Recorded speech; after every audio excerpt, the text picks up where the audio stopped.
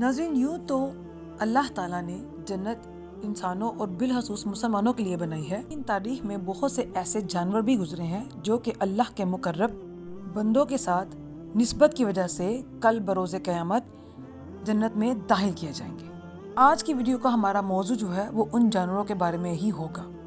आज की वीडियो में हम आपके साथ जन्नत में दाखिल होने वाले 10 जानवरों के बारे में मुकम्मल इंफॉर्मेशन देंगे। तो उससे पहले अगर आप मेरे चैनल पर नए आए हैं तो मेरे चैनल को कर लें सब्सक्राइब और पास लगे बेल आइकन को भी कर लें प्रेस, ताकि आपको हमारी आने वाली वीडियोस जो है वो टाइम से सबसे पहले मिल सकें। आप हमारा चैनल पहले से सब्सक्राइब कर चुके हैं तो आपका बहुत बहुत शुक्रिया। सबसे पहले हम बात करेंगे कस्वा। कस्वा जो है वो हज़रत मोहम्मद सल्लल्लाहु अलैहि वसल्लम की ऊँटनी का नाम था, जिसके ऊपर सवार होकर नबी करीम सल्लल्लाहु अलैहि वसल्लम ने मुनव्वरा की जानिब हिजरत फरमाई थी। वो ऊँटनी है जिसके ऊपर बैठकर नबी करीम सल्लल्लाहु अलैहि वसल्लम ने रहमत, जिसे जबल अरफा भी कहा जाता है, तो उस मुकाम पर नबी करीम सल्लल्लाहु अलैहि वसल्लम ने हुज्जतुल वदा के मौका पर खताब फरमाया था। मैदान अरफात में जहाँ पर ये ऊँटनी खड़ी हुई थी वहाँ एक सफ़ेद रंग का लो नस्ब है। नबी करीम सल्लल्लाहु अलैहि वसल्लम अपनी इस ऊँटनी से बेपनाह मोहब्बत करते थे और कल बरोज़े क़यामत जब नबी करीम सल्लल्लाहु अलैहि वसल्लम शान व शौकत के साथ जन्नत में दाखिल हो रहे होंगे तो ये ऊँटनी भी उनके साथ जन्नत में दाखिल होगी।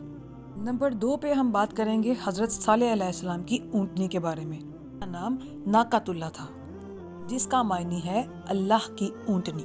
इस ऊँटनी का जिक्र कुरान पाक में भी एक सूरत में आया हुआ है। वो ऊँटनी थी जो मोजज़ाना तौर पर पैदा हुई।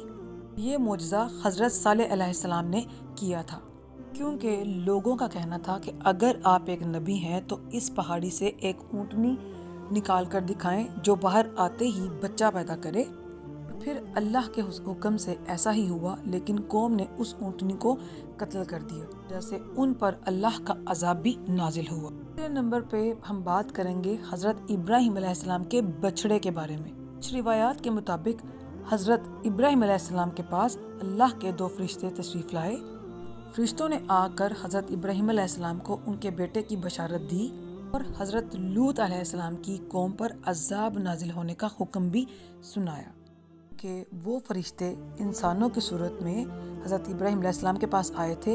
इसलिए हज़रत इब्राहिम अलैहिस्सलाम ने उनके लिए एक बछड़ा ज़िबा किया ताकि उनको खाना खिलाया जाए, और जब खाना पेश किया गया उन्होंने कहा कि हम अल्लाह के फरिश्ते हैं, हम ये नहीं खा सकते। तो उस ज़िबा होने वाले बछड़े के बारे में भी बाद रिवायात में बताया गया है कि वो बछड़ा भी जन्नत में जाएगा। 4 पर है हज़रत इस्माइल अलैहिस्सलाम का मेंढा। जब अल्लाह ताला ने हज़रत इब्राहिम अलैहिस्सलाम को अल्लाह ताला ने हुक्म दिया कि अपने बेटे हज़रत इस्माइल अलैहिस्सलाम को मेरी राह में कुर्बान कर दें, तो उस वक्त जब हज़रत इब्राहिम अलैहिस्सलाम ने अपने बेटे को ज़िबाह करने के लिए ज़मीन पर लेटाया, हज़रत इब्राहिम अलैहिस्सलाम उनकी गर्दन पर छुरी चलाने ही वाले थे, तो उसी वक्त अल्लाह ताला ने जन्नत से एक मेंढा वहाँ नाजिल फरमाया और इस तरह से हज़रत इस्माइल अलैहिस्सलाम को कुर्बानी से महफूज फरमाया। तो उस मेंढे के बारे में ये कहा जाता है कि वो मेंढा भी बरोज़े क़यामत जन्नत में दाखिल होगा। 5 पर हम बात करेंगे हज़रत मूसा अलैहिस्सलाम की गाय के बारे में। गाय का जिक्र अल्लाह ताला ने कुरान पाक में बड़े तफसील से कुरान पाक की सूरत नंबर 2, जिसे सूरह बकरा के नाम से जाना जाता है, उसमें बयान फरमाया है। इसराइल के लोगों ने एक कत्ल कर दिया था। हज़रत मूसा अलैहिस्सलाम ने उन लोगों को एक मोटी ताज़ी और पीली रंग की गाय को ज़िबा करने के लिए कहा। उस गाय के गोश्त का टुकड़ा लाश को मारा गया और वो लाश जिंदा हो गई और उस शख्स ने जिंदा होकर कातिल का नाम बताया, फिर से वो मर गया। टाइम में जो एक खास गाय ज़िबा की गई थी उसको भी क़यामत के दिन जन्नत में दाखिल किया जाएगा।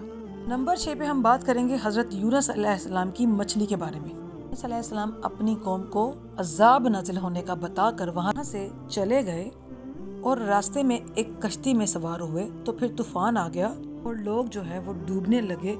उन लोगों का मानना ये था कि अगर कश्ती में कोई भागा हुआ गुलाम सवार होगा तो कश्ती जो है वो डूब जाती है। तो कश्ती वालों ने ये कहा, लोगों ने कहा कि लगता है इस कश्ती में भी कोई ऐसा इंसान मौजूद है जो अपनी कौम से भागा हुआ है, तो उसे समंदर में डाल दिया जाए। लिहाजा इस काम के लिए कुरानदाजी की गई اور 3 دفعہ قرآن نکالنے پر حضرت یونس علیہ السلام کا نام ہی آیا۔ تو ان لوگوں نے حضرت یونس علیہ السلام کو دریا میں پھینک دیا۔ اللہ تعالیٰ نے ایک مچھلی کو حکم دیا کہ وہ حضرت یونس علیہ السلام کو اپنے پیٹ میں محفوظ کر لے اور یہ ان کی خوراک نہیں ہے۔ تو بہت سی روایات سے یہ پتہ چلتا ہے کہ اللہ تعالیٰ نے اس مچھلی کے پیٹ میں حضرت یونس علیہ السلام کو 40 دن تک زندہ رکھا۔ اس مچھلی نے حضرت یونس علیہ السلام کو اپنے پیٹ میں 40 دن تک محفوظ رکھا۔ اس مچھلی کے بارے میں بھی یہ روایات کہی گئی ہیں کہ وہ مچھلی بھی قیامت کے دن جنت میں جائے گی۔ بعد میں ہم بات کریں گے حضرت عزیر علیہ السلام کے گدھے کے بارے میں۔ عزیر علیہ السلام اللہ رب العزت کے نبی تھے، کو بخت نصر نے قید کر لیا۔ جب آپ اس کی قید سے رہا ہوئے اور اپنے ملک فلسطین واپس گئے تو آپ کے ساتھ اس وقت ایک گدھا تھا۔ اللہ رب العزت نے آپ کا اور آپ کے گدھے کا ذکر بھی قرآن پاک میں رب العزت نے آپ کا اور آپ کے گدھے کا ذکر جو ہے وہ قرآن پاک میں ارشاد فرمایا ہے۔ تو اس گدھے کے بارے میں بھی بعض روایات میں بیان کیا گیا ہے کہ وہ گدھا بھی بروز قیامت جنت میں داخل ہوگا۔ 8 پہ ہم بات کریں گے حضرت سلیمان علیہ السلام کی چونٹی کے بارے میں۔ اللہ تعالیٰ نے اس چونٹی کے بارے میں قرآن پاک میں ایک پوری سورت نازل فرما دی جس کا نام سورہ نمل ہے۔ حضرت سلیمان علیہ السلام جب اپنا لشکر لے کر جا رہے تھے تو راستے میں چونٹیوں کا بل تھا۔ چونٹیوں کے سردار نے چونٹیوں سے کہا کہ سلیمان علیہ السلام کا لشکر آ رہا ہے، اپنی بلوں میں داخل ہو جاؤ، ایسا نہ ہو کہ کہیں تم کچل دی جاؤ۔ سلیمان علیہ السلام وہاں پہنچے، اس چونٹی کو ہتھیلی پر رکھ کر اس سے کلام کیا تو اس چونٹی کی حضرت سلیمان علیہ السلام کی نسبت کی وجہ سے کل بروز قیامت جنت میں اس کو داخل کیا جائے گا۔ 9 پہ ہم بات کریں گے حضرت سلیمان علیہ السلام کا پرندہ جس کا نام ہدہد ہے۔ حضرت سلیمان علیہ السلام پوری دنیا کے حاکم اور حکمران رہے ہیں۔ حکم ہے وہ پوری دنیا کے انسانوں بلکہ چرند اور پرندوں پر بھی چلتا تھا۔ حضرت سلیمان رضی اللہ تعالیٰ عنہ نے پیغام رسانی اور پانی کی تلاش کے لیے ایک پرندہ مقرر کیا ہوا تھا جس کا نام ہدہد تھا۔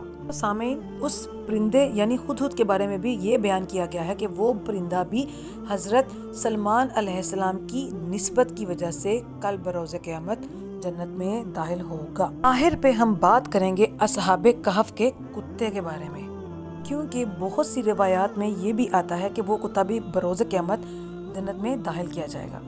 جب دقیانوس سے بھاگ کر دوسرے ملک گئے تو ان کے ساتھ ایک کتا بھی تھا جو ان کے پیچھے پیچھے جا رہا تھا۔ بہت سی روایات میں آتا ہے کہ اصحاب کہف نے بہت کوشش کی کہ وہ کتا ان کے پیچھے نہ آئے یا ان کا ساتھ چھوڑ دے۔ کتے نے ان کا ساتھ نہیں چھوڑا اور وہ مسلسل ان کے پیچھے چلتا رہا۔ اصحاب کہف کو یہ ڈر تھا کہ اگر یہ کتا بھونکے گا تو ہم سارے پکڑے جائیں گے، لیکن وہ کتا خاموشی سے ان کے ساتھ ساتھ چلتا رہا۔ اس غار میں وہ سوئے رہے، اس غار کے باہر وہ کتا بھی سویا رہا۔ تو اس کتے کو اصحاب کہف کے ساتھ وفاداری کی بنا پر بروز قیامت جنت میں داخل کیا جائے گا۔ یہ وہ 10 جانور تھے جن کے بارے میں بہت سی روایات میں ہمیں پتہ چلتا ہے کہ یہ جانور کل بروز قیامت جنت میں داخل ہوں گے، وہ بھی کسی نہ کسی نسبت کی وجہ سے۔ تو امید کرتی ہوں آج کی ہماری ویڈیو آپ کو جو ہے وہ پسند آئی ہوگی اور آپ کی انفارمیشن میں ہماری ویڈیو نے اضافہ کیا ہوگا۔ ملتے ہیں نیکسٹ ویڈیو میں نئے ٹاپک کے ساتھ، تب تک اپنا بہت سارا خیال رکھیے گا۔ اللہ حافظ۔